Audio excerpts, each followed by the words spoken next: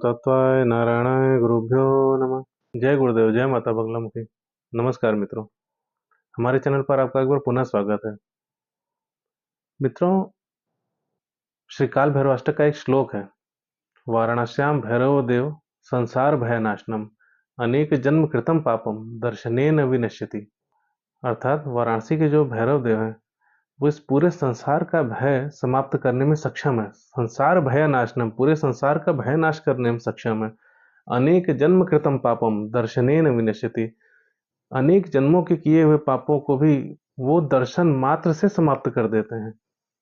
आखिर भैरव में ऐसी कौन सी शक्ति है जिसके माध्यम से वो अनेक जन्मों के किए हुए व्यक्ति के पापों को समाप्त करने में सक्षम है? विचार करने वाली बात है। आखिर ये भैरव हैं कौन और उनको इतनी शक्ति मिली कहाँ से? किसने उनको ये शक्ति दी? किसने उनको ये अधिकार दिया कि वो विभिन्न जन्मों के क्रिय कर्मों को अपने दर्शन मात्र से समाप्त कर सकते हैं? और वास्तव में भैरव का वो दर्शन है क्या? दर्शन का यहाँ पर अर्थ क्या है? इन सभी विषयों को लेकर हम आज अपने इस वीडियो में आपके सामने प्रस्तुत हैं। अत्यंत ही रोमांचक विषय है और अत्यंत ही मुहूर्त का विषय है, क्योंकि भगवान श्री काल भैरव की जयंती शीघ्र ही आने वाली है। मार्गशीर्ष कृष्ण पक्ष अष्टमी के दिन भगवान श्री काल भैरव का प्राकट्य हुआ है और इस दिन हमको उनकी कृपा अवश्य ही प्राप्त करनी चाहिए और हमें ये जरूर जानना चाहिए कि भगवान श्री काल भैरव का प्रत्येक व्यक्ति के, प्रत्येक प्राणी के, इस पूरे ब्रह्मांड के जीवन में क्या महत्व है, क्या उनका रोल है और किस प्रकार से वो हर एक व्यक्ति के जीवन में उसकी सहायता करते हैं और उसको पग पग पर रक्षा प्रदान करते हैं। मित्रों, भगवान भैरव भगवान शिव के 5वें अवतार हैं। भगवान शिव के कई अवतार हैं, शास्त्रों में विभिन्न वर्णन है, शिव पुराण में भी कई कथाएं हैं भगवान शिव के विभिन्न अवतारों की। उनमें से जो 5वां अवतार हुआ वो था भगवान श्री काल भैरव का। भगवान श्री काल भैरव का अवतार हुआ क्योंकि एक बार की कथा है जो स्कंद पुराण में वर्णित है कि भगवान श्री हरि नारायण, भगवान ब्रह्मा और विभिन्न देवता एक देव सभा में बैठे होते हैं। वहां पर ऋषिगण आते हैं और वो प्रश्न करते हैं कि आप में श्रेष्ठ कौन है? क्योंकि भगवान विष्णु सत्य से परिचित थे, इस कारण से वो तो कुछ नहीं कहते, किंतु भगवान ब्रह्मा एकाएक अहंकार के वशीभूत होकर स्वयं की ही तारीफ करने लगते हैं, स्वयं की बड़ाई करने लगते हैं और हर एक देवता से स्वयं को श्रेष्ठ बताने लगते हैं। वो कहने लगते हैं कि चारों वेद मेरे पास है, इस पूरे ब्रह्मांड की रचना मैंने की है, मैं जो चाहूँ वो कर सकता हूँ, मैं ही श्रेष्ठ हूँ।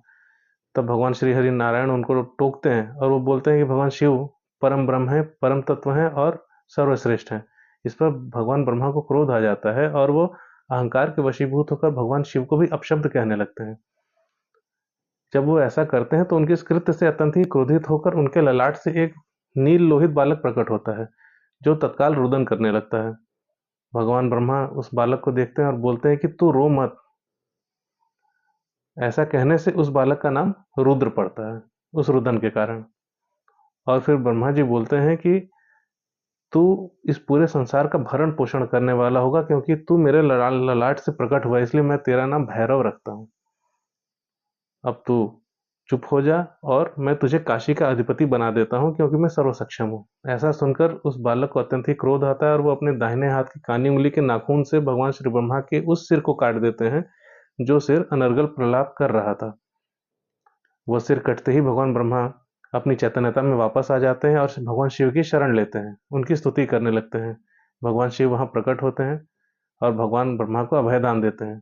किंतु जो बालक प्रकट हुआ था श्री काल भैरव के रूप में, उसके हाथ में भगवान ब्रह्मा का वह सिर चिपक जाता है और भगवान शिव बोलते हैं, क्योंकि आपने भगवान ब्रह्मा का सिर काटा, भले ही भगवान ब्रह्मा अपने अहंकार के वशीभूत होकर अनर्गल प्रलाप कर रहे थे, फिर भी ये एक हत्या है, ये ब्रह्म हत्या है। अतः हे भैरव, आपको इस पूरे संसार का भ्रमण करना होगा, आप मेरे अवतार हैं।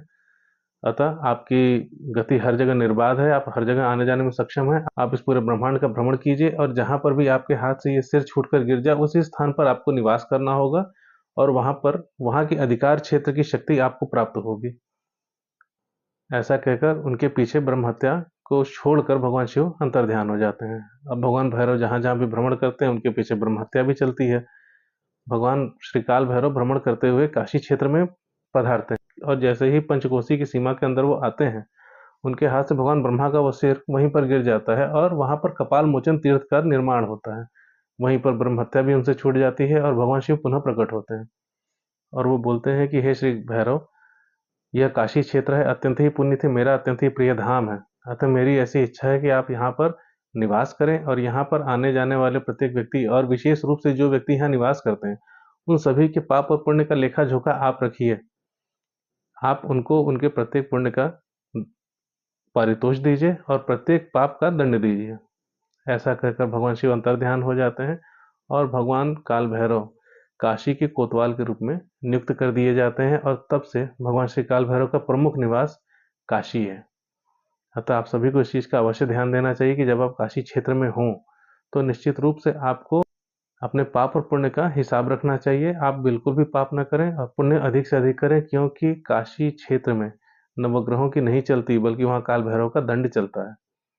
और जब कोई व्यक्ति वहाँ पर पाप करता है तो उसको कई गुना ज़्यादा दंड प्राप्त होता है, और यदि पुण्य करता है तो कई गुना ज़्यादा उसको उस पुण्य का लाभ भी प्राप्त होता है। अतः आपको इसका ध्यान देना चाहिए। यहाँ पर एक समझने वाला बिंदु और है कि काशी क्षेत्र कहेंगे किसको? वास्तव में काशी है क्या? क्या काशी वो है जो बनारस है, जो जिसका एक भौतिक स्थान है उत्तर प्रदेश में? अगर आप मैप पर देखें तो काशी तो ज़्यादातर लोग जानते हैं। वास्तव में काशी वो है जहाँ पर शिव रहते हैं, क्योंकि शिव का निवास काशी में है। शिव कभी काशी छोड़कर जाते नहीं। और शिव का निवास कहाँ है? शिव का निवास इस पूरे ब्रह्मांड के कण कण में है। तो जब कण कण में शिव है तो कण कण में अपने आप काशी है, वहां पर गंगा है। और जब गंगा, काशी और शिव एक साथ हर एक कण में इस पूरे ब्रह्मांड के, तो आपको तो हर एक जगह पर हर एक अवस्था में सोते जागते चलते फिरते हर प्रकार से अपने हर कर्म पर ध्यान अवश्य देना चाहिए। क्योंकि जब शिव हर जगह है तो हर जगह काशी है, और हर जगह जब काशी है तो आपके पाप और पुण्य का हिसाब नवग्रह नहीं रखेंगे, भगवान श्री काल भैरव रखते हैं। और जब भगवान श्री काल भैरव रखेंगे तो फिर आपके पाप और पुण्य का कई गुना हर्जाना तो भाई आपको देना ही पड़ेगा। इस चीज का ध्यान रखते हुए ही आपको अपने जीवन को जीने का प्रयास करना चाहिए। भगवान श्री काल भैरव रक्षक देवता हैं, भगवान शिव की शक्ति से पूर्ण रूप से ओतप्रोत और पूर्ण रूप से उनकी शक्ति के वाहक हैं। तंत्र शास्त्र में प्रमुख देवता श्री काल भैरव हैं।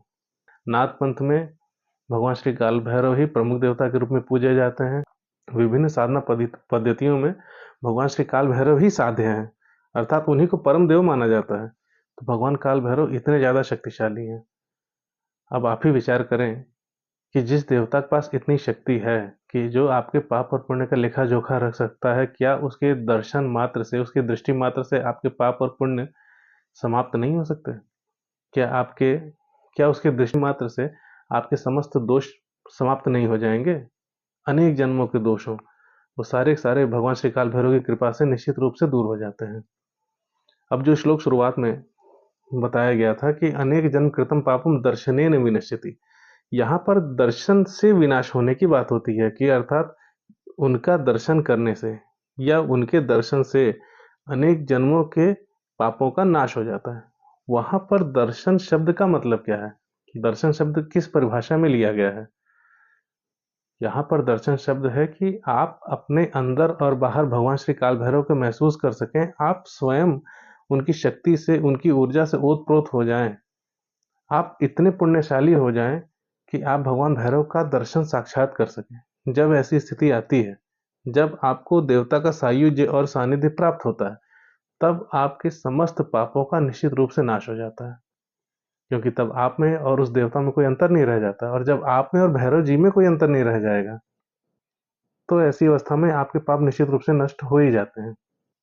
आपको भगवान श्री काल भैरव की साधना निश्चित रूप से करनी चाहिए, और हर एक देवी साधक को तो निश्चित रूप से अपनी साधना में काल भैरव की साधना को निश्चित रूप से स्थान देना चाहिए, क्योंकि माता की शक्ति के वाहक हैं भगवान श्री भैरव।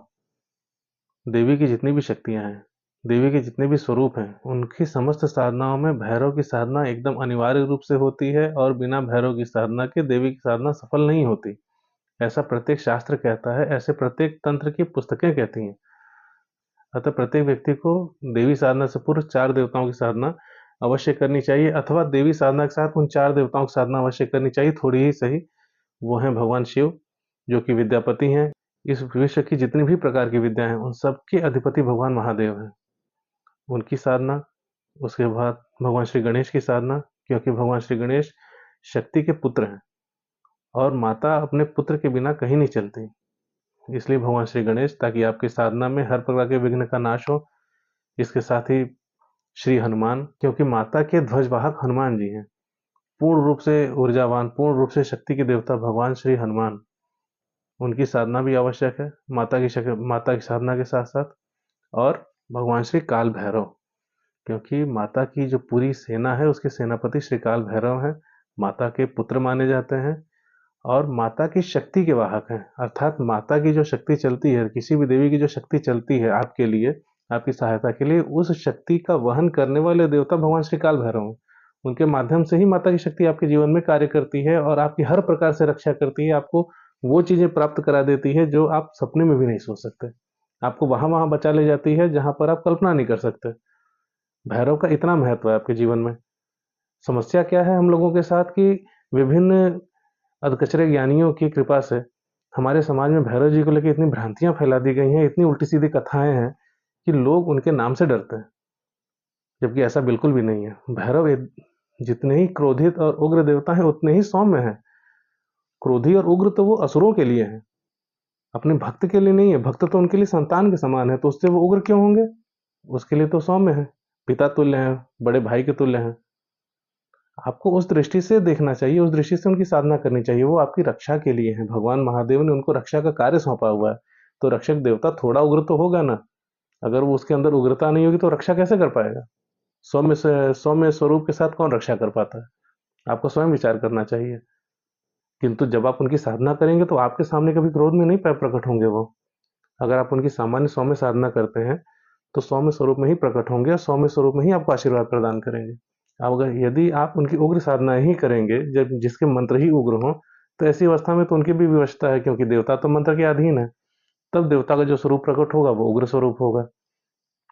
समस्या लोगों के साथ ये है कि लोगों को सौम्य साधनाओं में ज्यादा रुचि नहीं होती है। लोगों को लगता है कि हम बहुत बड़े तांत्रिक बन जाएं, उल्टे सीधे मंत्र जपने लगते हैं, और जब भैरव का अंश मात्र भी प्रकट होता है भाग जाते हैं उठकर।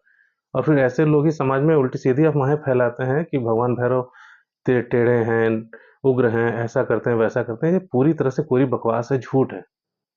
भगवान भैरव का स्वरूप इतना सुंदर और इतना सौम्य है कि वास्तव में यदि आपको उसकी झलक मात्र भी मिल जाए ना, आप मोहित हो जाएंगे।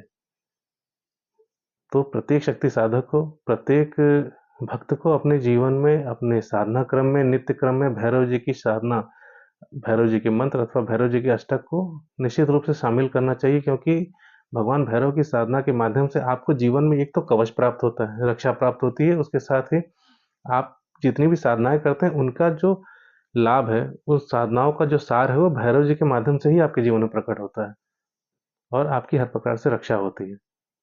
भगवान भैरव आपका कल्याण करें, माता जगदम्बा आपका कल्याण करें। इसी कामना के साथ मिलेंगे अगले वीडियो में। तब तक के लिए जय गुरुदेव, जय माता बगलामुखी।